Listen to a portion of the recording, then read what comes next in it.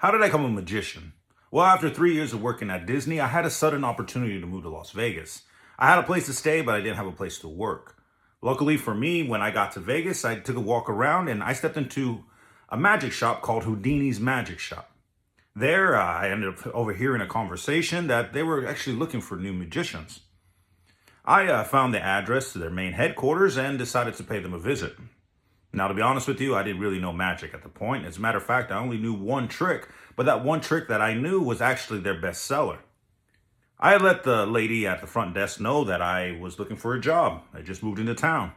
She asked if I ever done magic, and I was just honest, but I did tell her that I just spent the last 3 years working at Disney, so I could confidently perform any kind of trick that I can learn. She looked at me for a moment and then picked up the phone and called the owners to let them know that a new gentleman just walked in. She likes his personality and wants to give me a shot. From there, I was off and running. I started becoming a magician working as a demonstrator at the front of the store. Pretty much it was my job to take people from the outside and bring them in. And then beyond me, it was the people who sell the majority of the tricks' job to make the sales. It ended up working as a good opportunity for me to be able to put together a show from nothing. The cool thing about it is that I was able to gather crowds with really only doing 3 simple tricks.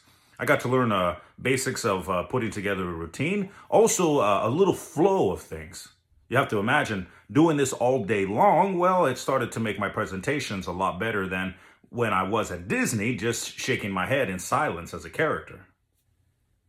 Now, as the weeks went along, the other magicians were very kind enough to be able to teach me new tricks and how to perform them as well. Now, don't get me wrong, at this point, circus was still my first love, but I did like the fact that I could just be able to put a show together with just a few simple things in my pocket. As I started to build more confidence, I started taking those tricks from inside the magic shop outside to the streets. You got to imagine putting together a show with only a few things in your items and going up to complete strangers. Well, that started to build my confidence a lot more as the time went on.